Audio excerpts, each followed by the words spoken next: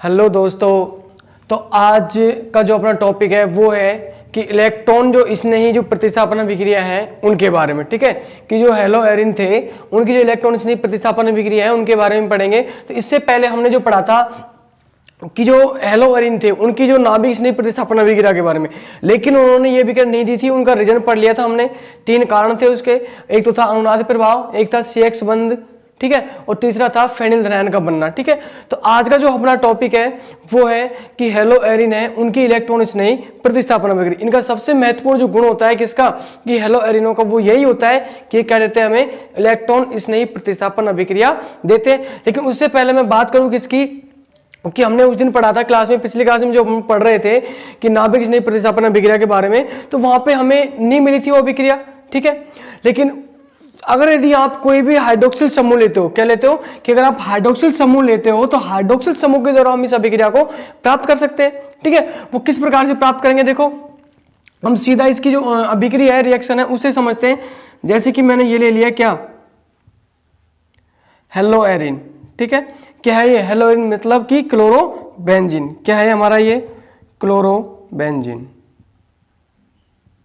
तो ये जो क्लोरोबेंजीन है ये क्या करता है कि जो NaOH है, जलीय जो NaOH है, उसके साथ 623 केल्विन ताप पे और 300 एटमॉस्फेयर यानी कि जो ATM वायुमंडलीय जो दाब होता है, इस पे जब ये अभिक्रिया करेगा तो अभिक्रिया करने के बाद जो बनाएगा वो बनाएगा हमारे पास में, और क्या बन जाएगा हमारा, ये क्या बन जाएगा, फिनॉल। क्लियर यहां तक, ठीक है।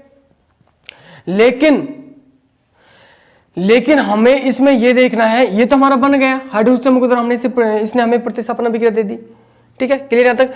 लेकिन इसके अंदर क्या होता है कि अगर मान लीजिए ये जो बना है हमारा उत्पाद, क्या बना है, ये उत्पाद बना है, इसके साथ में अगर मान लीजिए हम क्या लें कि ये जो क्लोरोबेंजीन है इसके अंदर अगर मान लीजिए हमें वो लिया जाए कोई भी क्या इलेक्ट्रॉन स्नेही, क्या लें, इलेक्ट्रॉन स्नेही आकर्षी जो समूह होता है, अगर उसको लें इस अभिक्रिया में, अगर वो ऑर्थो और पैरा स्थिति पे हो, किस पे हो, ऑर्थो और पैरा स्थिति पे अगर यदि है वो, तो उसमें क्या होगा कि वो इसमें होगा कि वो हमें इसमें ये अभिक्रिया दे देता है। ठीक है, अभिक्रिया दे देगा कब, जब इलेक्ट्रॉन आकर्षित समूह जुड़ा होगा, जैसे कि NO2 क्या जुड़ा हो, इलेक्ट्रॉन आकर्षित समूह, जैसे कि हम क्या जोड़ते हैं इसके साथ में, NO2 को जब हम जोड़ देते हो तो हमें इलेक्ट्रॉन स्नेही, ये क्या है, एक इलेक्ट्रॉन स्नेही है, क्या है, इलेक्ट्रॉन स्नेही।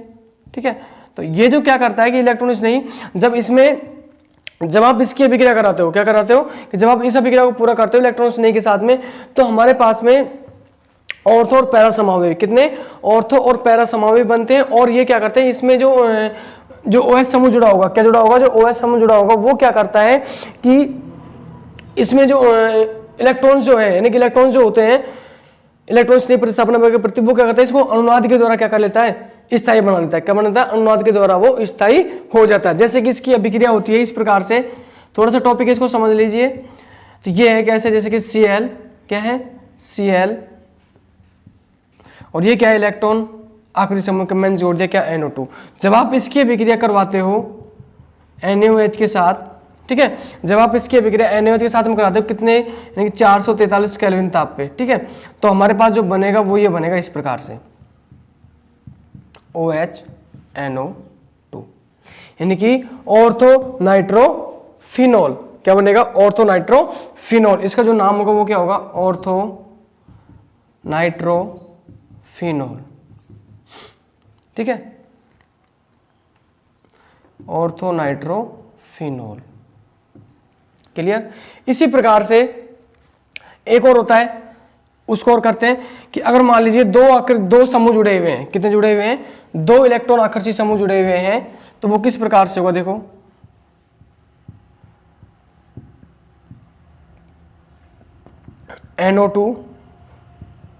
NO2 और इसको आप NaOH के साथ करवाते हो कितने, 368 केल्विन ताप पर जब आप इसको करवाते हो, तो करवाने के बाद जो बनेगा वो बनेगा हमारा OH NO2। तो ये होगा क्या, 2,4 डाइनाइट्रो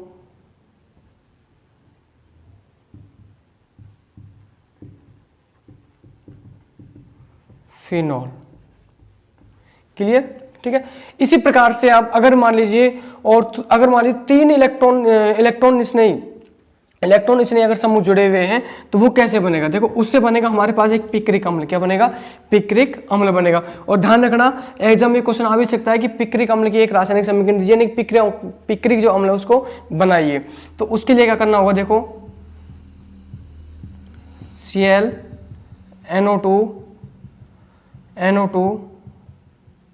NO2 सॉरी ये नहीं, इधर NO2, ठीक है, ये होगा। इसके बाद में जब आप इसको NaOH के साथ जब आप कराते हो तो कराने के बाद जो बनेगा हमारा वो क्या बनेगा, पिक्रिक अम्ल। क्या बनेगा, पिक्रिक अम्ल। NO2 और इसको क्या बोलेंगे 2,4,6 ट्राई नाइट्रो फिनोल, और इसका वैसे जो नाम होगा वो क्या होगा, पिक्रिक अम्ल। क्या बोलते हैं इसको, पिक्रिक अम्ल। क्लियर यहां तक, ठीक है। किस प्रकार से निर्माण हो पिक्रिक अम्ल का, ये था हमने हाइड्रोक्सिल समूह के द्वारा हमने नाभिक स्नेह प्रतिस्थापन अभिक्रिया कुछ देर के लिए समझा था, ठीक है। ये हमारा टॉपिक था, ही छोटा सा, इसको क्लियर कर लिया। इसके बाद जो नेक्स्ट जो टॉपिक है हमारा, वो जो अभिक्रिया पढ़ रहे हैं अपन कि जो हेलोएरिन है, क्या है, हेलोएरिन है, उनकी कौन सी अभिक्रिया, इलेक्ट्रॉन स्नेही प्रतिस्थापन अभिक्रिया, ठीक है। हेलोएरिनों की इलेक्ट्रॉन स्नेही प्रतिस्थापन अभिक्रिया में जो कि वेरी वेरी इंपॉर्टेंट है, ठीक है। और इनका सबसे महत्वपूर्ण जो गुण होता है हेलोएरिनों का वो यही होता है कि वो क्या देते हैं, इलेक्ट्रॉन स्नेही प्रतिस्थापन अभिक्रिया देते हैं, ठीक है। अब ये इलेक्ट्रॉन स्नेही प्रतिस्थापन अभिक्रिया किस प्रकार से देते हैं, क्योंकि इसके अंदर क्या होता है कि जो हेलोएरिन जो होते हैं, क्या होते हैं कि जो एरिन होते हैं, इनमें जो हेलोजन जो परमाणु जुड़ा हुआ है, क्या जुड़ा हुआ है कि जो हेलोजन जो परमाणु जुड़ा हुआ है वो क्या करता है कि कोई भी इलेक्ट्रॉन आकर्षित जो समूह आएगा, क्या आएगा कि कोई भी इलेक्ट्रॉन आकर्षित जो समूह आएगा उसको ऑर्थो और पैरा, किस पर, ऑर्थो और जो पैरा जो स्थिति होती है उसके ऊपर निर्दिष्ट कर देता है, उसको उसके ऊपर भेज देता है। यानी कि सबसे पहले हम जो टॉपिक पढ़ेंगे वो पढ़ेंगे कि एल्डिहाइडों की इलेक्ट्रॉन स्नेही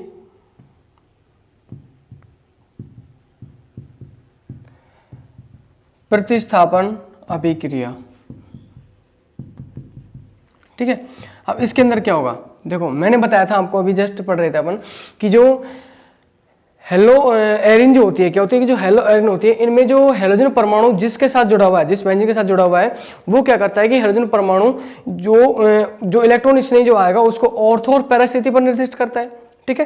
किस पे करता है, ऑर्थो और पैरा स्थिति पर निर्दिष्ट करते हैं, उसको भेज देता है। वो कैसे भेजता है और क्यों भेजता है, ठीक है, उसका रीजन क्या है, क्यों भेजता है, क्योंकि हमने अनुनाद के अंदर इसको समझेंगे, अनुनाद की सहायता से, कि जो हेलोजन जो परमाणु उसकी वजह से जो बेंजीन वाले है इसकी जो ऑर्थो और जो पैरा स्थिति होती है, क्या होती है, ऑर्थो और जो पैरा स्थिति उसके ऊपर क्या आता है, ऋणावेश आता है। क्या आता है, उसके ऊपर ऋणात्मक आवेश आता था। उस ऋणात्मक आवेश की वजह से क्या होता है कि ऑर्थो और पैरा निर्देशी ही हमें प्राप्त होते हैं। तो जो हेलोजन जो परमाणु होता है वो इलेक्ट्रॉन आकर्षित जो समूह होगा उसको ऑर्थो और पैरा स्थिति पर ही क्या करता है, निर्दिष्ट करता है, ठीक है। तो सबसे पहले हम थोड़ा सा बात करते हैं इसकी कि एल्डिहाइड में हेलोजन परमाणु यानी कि X2 परमाणु नाभिक स्नेही, इलेक्ट्रॉन स्नेही, क्या, इलेक्ट्रॉन स्नेही जैसे कि NO2, इलेक्ट्रॉन स्नेही जैसे NO2 कुछ भी हो सकता है, यानी कि इलेक्ट्रॉन स्नेही जैसे इलेक्ट्रॉन स्नेही को ऑर्थो तथा पैरा स्थिति पर निर्दिष्ट करता है,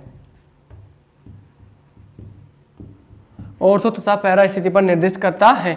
क्यों करता है, क्योंकि बेंजीन जो वलय होगी, क्या होगी, बेंजीन जो वलय होगी उसके अंदर क्या होगा कि जो हेलोजन परमाणु उसकी वजह से ऑर्थो और पैरा स्थिति पर क्या आते हैं, ऋणात्मक आवेश आते हैं। अब उसको हम समझते हैं किसकी सहायता से, क्लोरोबेंजीन की सहायता से। किसकी सहायता से, क्लोरो जो बेंजीन है उसमें अनुनाद की सहायता से हम इसको समझ सकते हैं। देखो बात करते हैं किसकी, जैसे ये है हमारा क्या, क्लोरोबेंजीन, क्या है, क्लोरोबेंजीन, ठीक है, क्लोरोबेंजीन। इसको मैं इस तरीके से लिख रहा हूं, क्लियर, ये क्या है, क्लोरोबेंजीन। और आपको पता है कि क्लोरीन के ऊपर कितने लोन पेयर होते हैं, 3, कितने होते हैं, 3। तो एक जो लोन पेयर होगा वो क्या करेगा, इसमें कार्बन और Cl के बीच में क्या बना लेगा, डबल बनेगी, अनुनाद में क्या लेगा, ये भाग लेगा। ठीक है, जब इसने भाग लिया तो ये जो है ये यानी कि क्या हो जाएगा, यहाँ पे जो कार्बन की संख्या तो अधिक हो जाएगी थी, तो ये जो इलेक्ट्रॉन है वो कहाँ जाएगा, इसके ऊपर आ जाएगा, इस कार्बन के ऊपर। ठीक है, अब किस प्रकार से होगी, देखो यहाँ क्या आ गया, double bond Cl, 3 lone pair थे, इनमें से 2 लोन पेयर रह गई और क्या आ गया इसके ऊपर प्लस आर, कमी हो गई नहीं हो गई, तो और यहाँ क्या आ गया माइनस, और ये इस तरीके से। अब आगे देखो क्या होगा कि ये क्या होगा, ये जो इलेक्ट्रॉन है वो कहाँ चला जाएगा, यहाँ बंद बना लेगा, और ये कहाँ जाएगा, इसके ऊपर आ जाएगा। ठीक है, तो क्या बनेगा, देखो यहाँ तो क्या आ गया माइनस आर, ये यहाँ आ गया, और ये डबल बॉन्ड Cl और प्लस आर। ठीक है, इसी प्रकार से आगे देखो ये कहाँ चला जाएगा, यहाँ पे, और ये कहाँ जाएगा, इसके ऊपर। ठीक है, और ये हम इसमें क्या बना लेगा, बंद बना लेता है, ये माइनस आर, ध्यान रखना, और ये कहाँ चला जाएगा, इसके पास। क्या बन जाएगा, देखो minus double bond Cl plus. ठीक है, अब फिर क्या करेगा, ये बंद वापस से इस तरह चला जाएगा इलेक्ट्रॉन, और ये कहाँ चला जाएगा, इसके पास, और वही अपनी जो पहले जो संरचना थी फर्स्ट में जो हमने बनाई थी वही प्राप्त हो जाएगी, नहीं हो जाएगी, हमें बन गई इस तरीके से। और वो 2 जो ये यहाँ पे बंद टूटा था ये वापस से यहाँ आ गया, इसके ऊपर कोई चार्ज नहीं है। ये देखो अब इन संरचनाओं से हमें प्राप्त होता है कि इसकी ऑर्थो, देखो ये कौन सी पोजीशन है, ऑर्थो, कौन सी है, ऑर्थो, इसको क्या बोलते हैं, ऑर्थो, और इसको क्या बोलेंगे, पैरा। ठीक है, तो ये जो इलेक्ट्रॉन यानी कि जो ऋणावेश आया वो कहाँ पे है, ऑर्थो स्थिति पे है। इसी प्रकार से यहाँ पे क्या है, पैरा पे है, और यहाँ पे भी किस पे आया, देखो ऑर्थो पे आया, नहीं आया, ortho para, ortho para, ortho para, इस प्रकार से चलता रहता है। अगर यदि यहाँ पे देखो मेटा, जो ये वाली जो स्थिति है कौन सी है, मेटा स्थिति, लेकिन मेटा पे क्या चार्ज है, ऋणावेश, ऋणावेश चार्ज नहीं है ना, तो इसलिए क्या होगा कि ये जो है इलेक्ट्रॉन जो आकर्षी समूह होगा उसको, ये जो हाइड्रोजन परमाणु होगी, क्लोरीन, कुछ भी हो सकता है क्लोरीन की जगह, तो ये क्या करता है, इसको ऑर्थो और पैरा स्थितियों पर ही निर्दिष्ट करता है। यहां से क्लियर हो गया कि वो ऑर्थो पैरा स्थिति पर क्यों भेजता है, क्योंकि जो हमने अनुनाद की जो संरचना देखी है इसमें होता है कि ऑर्थो और जो पैरा स्थिति होती है उसके ऊपर ही क्या आता है, ऋणावेश आता है। तो इस ऋणावेश की वजह से जो हाइड्रोजन जो परमाणु होगा वो इलेक्ट्रॉन आकर्षी समूह को, किसको, इलेक्ट्रॉन आकर्षी जो समूह होगा, ठीक है, उसको क्या करेगा, ऑर्थो और पैरा स्थिति पर ही निर्दिष्ट करता है। ठीक है, ये हमने पढ़ लिया अनुनाद की सहायता से। और इसके अंदर क्या होता है कि ये जो देखो एक चीज सबसे ध्यान रखना कि इसमें क्या होगा, जो एक तो माइनस आई प्रभाव, कौन सा, कि माइनस आई जो प्रभाव होता है, माइनस आई प्रभाव प्लस आर प्रभाव से क्या होता है, अधिक होता है। क्या होता है, अधिक होता है, जिससे क्या हमें निकलता है कि जो बेंजीन जो होती है इसकी तुलना में, जो बेंजीन की तुलना में जो क्लोरोबेंजीन है वो इलेक्ट्रॉन स्नेह प्रतिस्थापन अभिक्रिया के प्रति थोड़ा कम क्रियाशील होती तो है, लेकिन क्या होती है, थोड़ी कम क्रियाशील होती है। वो क्यों होती है, उसका रीजन क्या है, क्योंकि माइनस आई जो प्रभाव होता है वो अधिक होता है, किससे, प्लस आर प्रभाव से।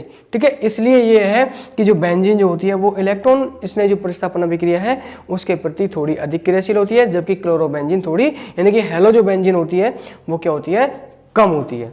ठीक है, क्लियर है तक। अब इसके बाद जो नेक्स्ट टॉपिक है अपना वो है कि इलेक्ट्रॉन स्नेह प्रतिस्थापन जो अभिक्रिया है इनके एग्जांपल्स क्या है, इनके एग्जांपल कि इलेक्ट्रॉन स्नेह जो प्रतिस्थापन है इसके अभिक्रिया के उदाहरण देखते हैं, वो किस किस प्रकार से हैं। तो सबसे पहला है वो तो है इसका क्या, हैलोजनीकरण। क्या है, हैलोजनीकरण। दूसरा है नाइट्रीकरण, तीसरा है सल्फोनीकरण, और चौथा है फ्रीडेल क्राफ्ट अभिक्रिया। कौन सी है, फ्रीडेल क्राफ्ट अभिक्रिया। और फ्रीडेल जो क्राफ्ट अभिक्रिया है इसके अंदर आती है दो, एक तो आता है एल्किलीकरण और एक आता है एसिटिलीकरण। ठीक है, अब इन सब के बारे में पढ़ेंगे और वेरी वेरी इंपॉर्टेंट रिएक्शंस है सारी। ठीक है, तो अब कौन सा है, इलेक्ट्रॉन स्नेही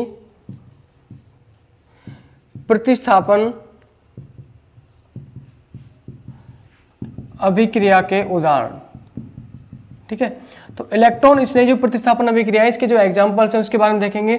तो सबसे पहला तो है हैलोजनीकरण। कौन सा है, हैलोजनीकरण। ठीक है, इसके बाद जो सेकंड है वो है नाइट्रीकरण, थर्ड है सल्फोनीकरण, और 4 नंबर पे जो आएगा वो आएगा फ्रेडेल क्राफ्ट अभिक्रिया, जिसके अंदर दो आएंगी, एक तो आती है एल्किलीकरण और एक आती है एसिटिलीकरण। तो सबसे पहले मैं बात करूं किसकी, हैलोजनीकरण अभिक्रिया की। कौन सी की, हैलोजनीकरण अभिक्रिया। तो हैलोजनीकरण अभिक्रिया होती क्या है कि अगर मान लीजिए आप जब क्लोरोबेंजीन की अभिक्रिया, किसकी अभिक्रिया, क्लोरोबेंजीन की अभिक्रिया किसी लुईस अम्ल की उपस्थिति में, किसकी उपस्थिति में, किसी लुईस अम्ल की उपस्थिति में क्लोरीन के साथ करवाते हो, तो क्लोरीन के साथ करवाने के बाद दो क्या होते हैं, हमें उत्पाद प्राप्त होते हैं, यानी कि एक तो पैरा और एक ऑर्थो। वो हम समझ चुके पहले कि क्यों प्राप्त होते हैं हमें ऑर्थो पैरा निर्दिष्ट समूह। वो इसलिए होते हैं क्योंकि बेंजीन में जो ऋणावेश जो आता है वो ऑर्थो और पैरा स्थिति पर आता है, ठीक है। तो इसकी जो डेफिनेशन के तौर पे हम इसको देखें तो क्या हो गई कि अगर मान लीजिए जब क्लोरोबेंजीन, किसकी, कि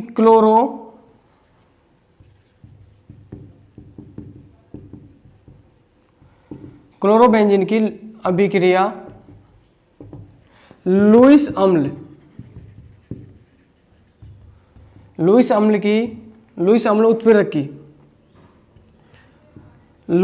उत्प्रेरक की उपस्थिति में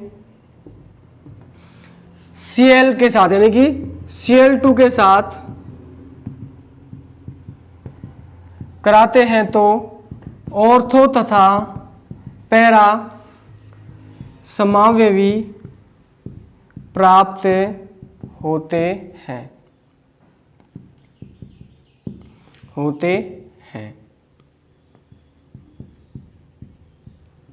क्लियर। अब किस प्रकार से प्राप्त होंगे, देखो सबसे इंपॉर्टेंट चीज हमारे लिए समझने की चीज है, ये क्या हो गई हमारी क्लोरोबेंजीन, क्या हो गई क्लोरोबेंजीन, ठीक है, क्लोरोबेंजीन। इस प्रकार से जब इस क्लोरोबेंजीन की अभिक्रिया आप किसके साथ में करवा रहे हो, क्लोरीन के साथ, किसके साथ करवा रहे हो, क्लोरीन। देखो जो डेफिनेशन लिखी वो यहां पे लिख रहा हूं कि जब क्लोरोबेंजीन की अभिक्रिया क्लोरीन के साथ लुईस अम्ल जैसे कि निर्जल AlCl3 की उपस्थिति में जब आप कराते हो, तो कराने के बाद जो बनेगा हमारा प्रोडक्ट वो क्या बनेगा, देखो ऑर्थोक्लोरोबेंजीन और पैराक्लोरोबेंजीन, ठीक है। इस प्रकार से बन गया, नहीं बन गया। अब इसके अंदर क्या होता है कि हमें मुख्य उत्पाद के रूप में कौन सा बनेगा, कि जो अपना जो मेन प्रोडक्ट होगा वो कौन सा बनेगा, ये वाला पैरा वाला।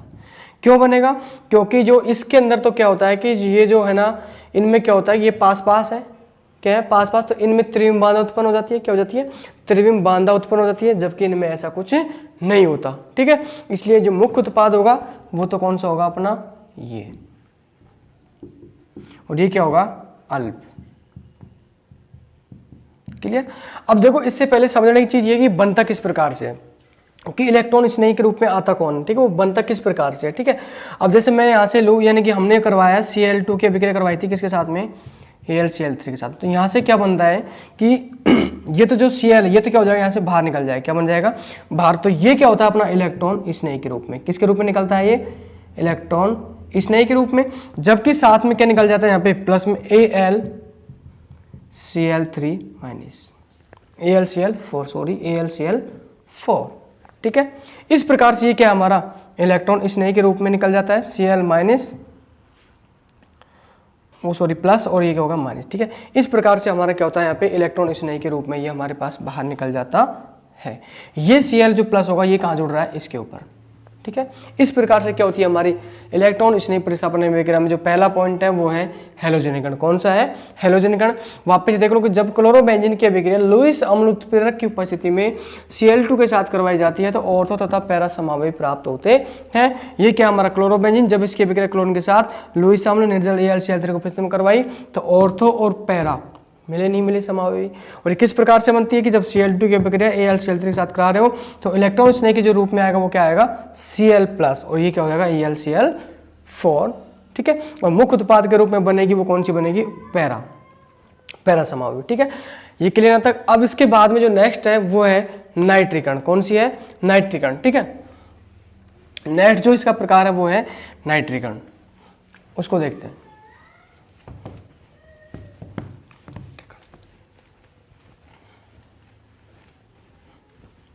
देखो नाइट्रीकरण में भी कुछ नहीं है कि जब आप क्लोरोबेंजीन क्या लेंगे कि जब क्लोरोबेंजीन की अभिक्रिया, किसकी अभिक्रिया, क्लोरोबेंजीन की अभिक्रिया आप सांद्र HNO3 या सांद्र H2SO4 सांद्र HNO3 या सांद्र H2SO4 के साथ जब आप कराते हो तो वहां पे भी क्या बनेगा, ऑर्थोनाइट्रोफिनोल, ऑर्थोनाइट्रोक्लोरोबेंजीन या फिर पैरानाइट्रोक्लोरोबेंजीन का ही निर्माण होगा। ठीक है, ये सेकंड जो है वो है नाइट्रीकरण।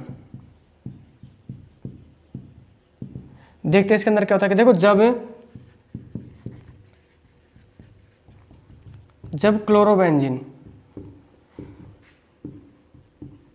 सांद्र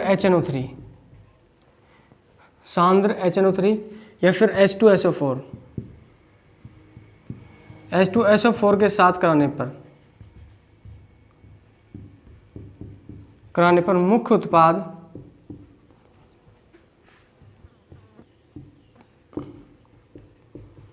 प्राप्त होते हैं।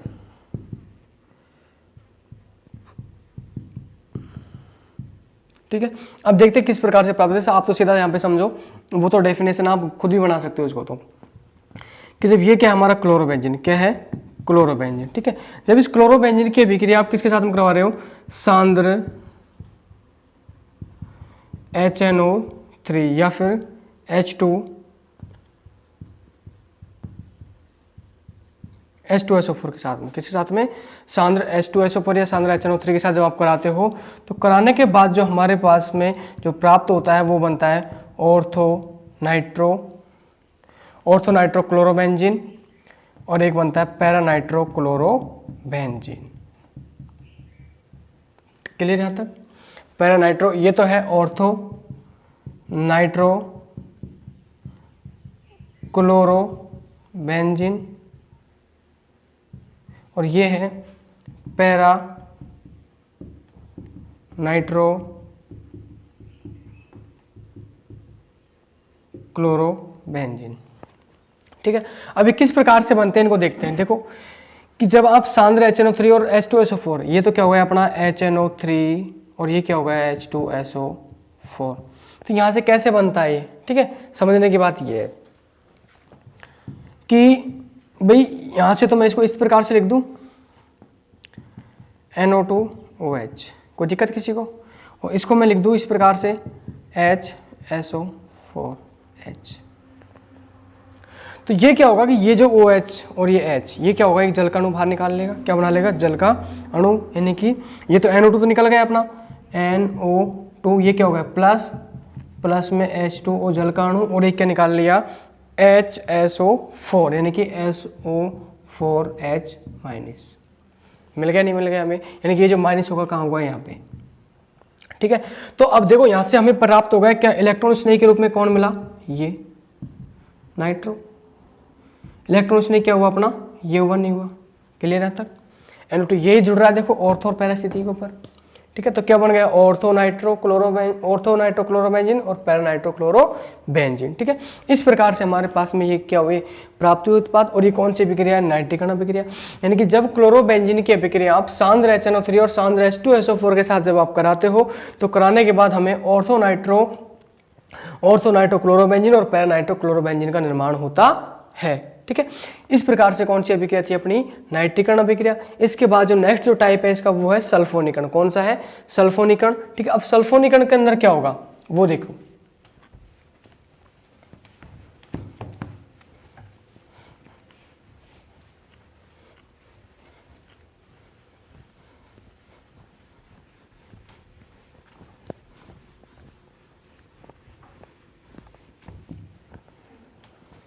नेक्स्ट है कि सल्फोनीकरण अभिक्रिया। सल्फोनीकरण अभिक्रिया के अंदर क्या होगा कि जब क्लोरोबेंजीन की अभिक्रिया किसके साथ कराते हो आप, H2SO4 यानी कि सल्फ्यूरिक अम्ल हो गया H2SO4 के साथ जब आप कराते हो, H2SO4 के साथ कराने पर किसका निर्माण होगा,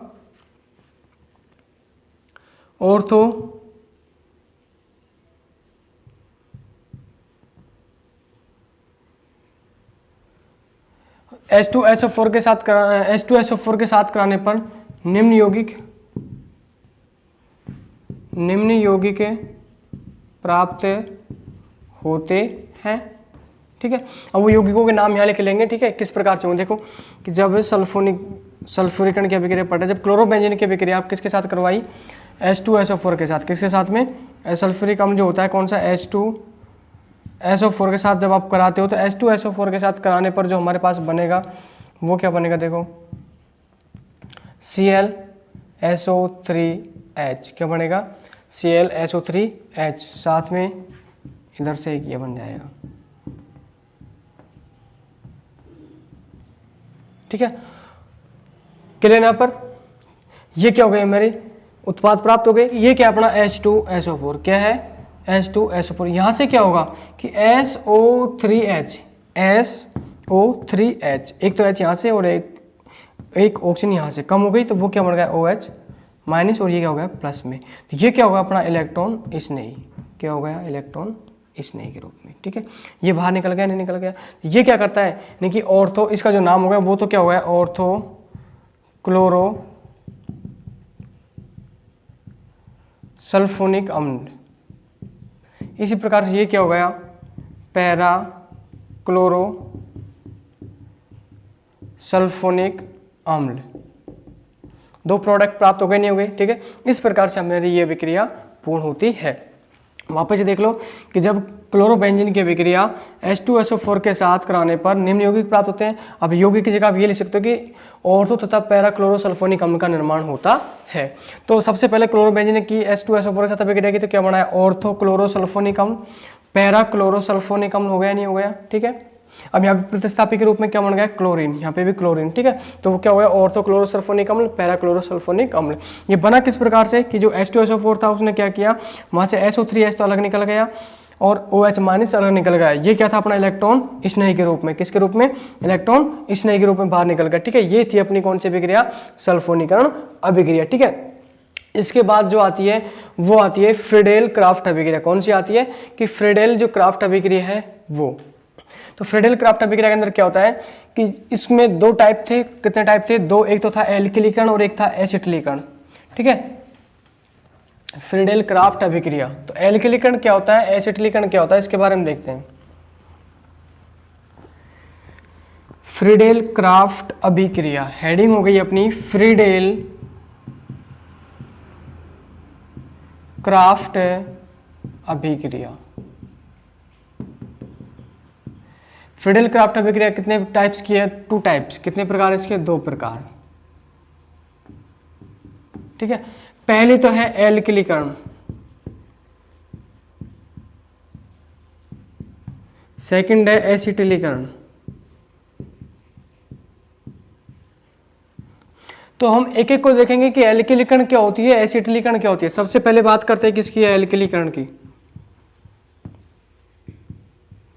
तो देखो एल्किलीकरण अभिक्रिया में क्या होगा कि एल्किलीकरण अभिक्रिया होगी कि जब आप क्लोरोबेंजीन की अभिक्रिया, किसकी अभिक्रिया क्लोरोबेंजीन की अभिक्रिया निर्जल AlCl3 की उपस्थिति में, किसकी उपस्थिति में निर्जल AlCl3 की उपस्थिति में मेथिल क्लोराइड के साथ, किसके साथ में मेथिल क्लोराइड के साथ में जब आप कराते हो तो ऑर्थो क्लोरोटालुइन पैरा क्लोरोटालुइन का निर्माण होता है। ये तो किसकी बात हो गई एल्किलीकरण की, कि जब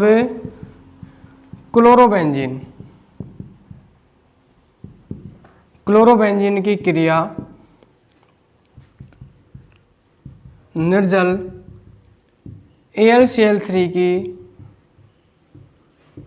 उपस्थिति में CH3Cl मेथिल क्लोराइड के साथ कराने पर ऑर्थो तथा पैरा क्लोरोटालुइन बनते हैं। ठीक है, अब किस प्रकार से बनेंगे देखो, ये क्या है हमारा क्लोरोबेंजीन, क्या है क्लोरोबेंजीन, कि जब इस क्लोरोबेंजीन की विक्रिया आप किसके साथ में करवा रहे हो निर्जल AlCl3 की उपस्थिति में, किसकी उपस्थिति में निर्जल AlCl3 की उपस्थिति में CH3Cl के साथ, किसके साथ में CH3Cl के साथ जब आप कराते हो तो CH3Cl के साथ कराने पर ऑर्थो और पैरा, कौन सा ऑर्थो और पैरा क्लोरोटालुइन का निर्माण होता है। ये क्या बन गए अपने ऑर्थो और पैरा क्लोरोटालुइन। ठीक है, ये तो है ऑर्थो क्लोरोटालुइन, ये है पैरा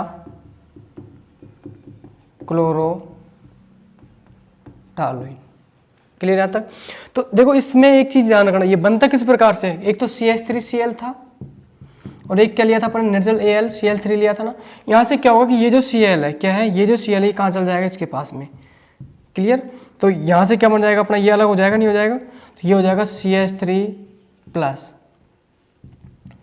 इलेक्ट्रॉन स्नेही, इलेक्ट्रॉन स्नेही के रूप में। बाकी क्या बन जाएगा, AlCl4 माइनस। तो मेन जो चीज़ अपनी वो क्या है, ये जो हमारे काम आ रही है, यानी कि यहाँ पे जुड़ रही है वो, क्लियर यहाँ तक, ठीक है। इस प्रकार से क्या बनता है हमारा, ऑर्थोक्लोरोटॉलुइन और पैराक्लोरोटॉलुइन का निर्माण होता है, ठीक है। ये कौन सी अभिक्रिया है अपनी, एल्किलीकरण। वापस से देख लो कि जब क्लोरोबेंजीन की क्रिया निर्जल AlCl3 की उपस्थिति में CH3Cl यानी कि मेथिल क्लोराइड के साथ कराते हैं, तो कराने के बाद ऑर्थो तथा पैराक्लोरोटॉलुइन का निर्माण होता है। ये क्या है, क्लोरोबेंजीन, जब इस क्लोरोबेंजीन की अभिक्रिया मेथिल क्लोराइड के साथ करवाई निर्जल AlCl3 की उपस्थिति में, तो क्या बना हमारा, ऑर्थोक्लोरोटॉलुइन और पैराक्लोरोटॉलुइन का निर्माण हो गया, ठीक है। और ये बना किस तरीके से, देखो CH3Cl प्लस AlCl3, यहाँ से क्या निकला, CH3 अलग हो गया जो इलेक्ट्रॉन स्नेही के रूप में आ गया, बाकी AlCl4 अलग हो गया, ठीक है। हमारा जो काम का है वो क्या है, इलेक्ट्रॉन स्नेही के रूप में CH3 प्लस, जो यहाँ पे इसके साथ में जुड़ रहा है ऑर्थो और पैरा के रूप में, नहीं जो बन रहा है उत्पाद वो क्या बन रहा है कि ऑर्थोक्लोरोटॉलुइन और पैराक्लोरोटॉलुइन, ठीक है। इसके बाद जो नेक्स्ट है हमारी वो है एसिटिलीकरण अभिक्रिया। कौन सी है, एसिटिलीकरण अभिक्रिया। तो एसिटिलीकरण अभिक्रिया के अंदर क्या होता है कि जब क्लोरोबेंजीन की अभिक्रिया, किसकी अभिक्रिया, कि क्लोरोबेंजीन की अभिक्रिया यहाँ पे किसके साथ में, एसिटिल क्लोराइड के साथ में, किसके साथ कराते हो कि एसिटिल क्लोराइड के साथ, वही निर्जल AlCl3 क्या लेंगे, निर्जल AlCl3 की उपस्थिति में जब आप कराते हैं, तो कराने के बाद जो बनेगा वो क्या बनेगा हमारा वो प्रोडक्ट, वो देखते हैं, यानी कि ऑर्थोक्लोरो, यानी कि सेकंड जो अभिक्रिया है कौन सी है, एसिटिलीकरण। कौन सी है, एसिटिलीकरण, ठीक है। तो एसिटिलीकरण के अंदर क्या होगा कि जब क्लोरोबेंजीन की अभिक्रिया, किसकी अभिक्रिया, कि क्लोरोबेंजीन की अभिक्रिया आप किसके साथ में करवा रहे हो, एसिटिल क्लोराइड के साथ, CH3C+O Cl, क्या हमारा एसिटिल क्लोराइड के साथ किसकी उपस्थिति में, वही निर्जल AlCl3 की उपस्थिति में जब आप कराते हो, तो कराने के बाद जो बनेगा वो क्या बनेगा, देखो C+O CH3, एक क्या बनेगा Cl, C+O CH3, ठीक है। ये हमारे क्या बनेंगे, उत्पाद बनेंगे, ठीक है। और ये बनते किस प्रकार से, जैसे हमने एल्किलीकरण में पढ़ा था इसी प्रकार से इसमें होगा।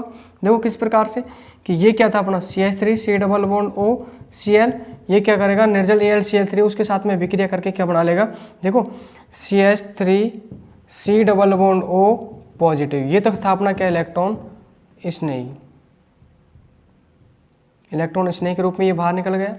बाकी बचा क्या, AlCl4 माइनस, ठीक है, ये वाला, और ये अलग हो गया, ठीक है, क्लियर यहाँ तक। इस प्रकार से इलेक्ट्रॉन स्नेही के रूप में बना, और ये हमारे क्या बन गए, प्रोडक्ट बन गए। एक वापस से देखो एसिटिलीकरण अभिक्रिया को कि जब क्लोरोबेंजीन की अभिक्रिया एसिटिल क्लोराइड के साथ निर्जल AlCl3 के साथ करवाते हैं, तो निम्न यौगिकों का निर्माण होता है, ठीक है। वो कौन कौन से बन गए, देखो ये किस प्रकार से, ये क्या है, क्लोरोबेंजीन है, इसकी अभिक्रिया एसिटिल क्लोराइड के साथ करवाई निर्जल AlCl3 की उपस्थिति में, तो इलेक्ट्रॉन जो स्नेही है उसके रूप में क्या मिला हमें, CH3C+O प्लस, ये कहाँ जुड़ जाएगा, ऑर्थो और पैरा स्थिति के ऊपर, ठीक है। तो ये जो हमारी अभिक्रिया वो है एसिटिलीकरण अभिक्रिया। तो नेक्स्ट जो पढ़ेंगे हम इसके बारे में, इनका जो त्रिम रासायनिक प्रमाण, त्रिम जो रासायनिक जो पहलू है उनके बारे में देखेंगे, ठीक है। किरेल क्या होता है, रेसिमीकरण क्या होता है, इन सब के बारे में वो होगी हमारी नेक्स्ट क्लास, ठीक है। तो ये जो लेसन है हमारे समाप्ति की ओर बढ़ता हुआ। अगर यदि किसी को कोई डाउट, किसी का अगर कोई क्वेश्चन हो तो कमेंट करके बताएं, और इस चैनल को लाइक, कमेंट्स एंड शेयर जरूर करें।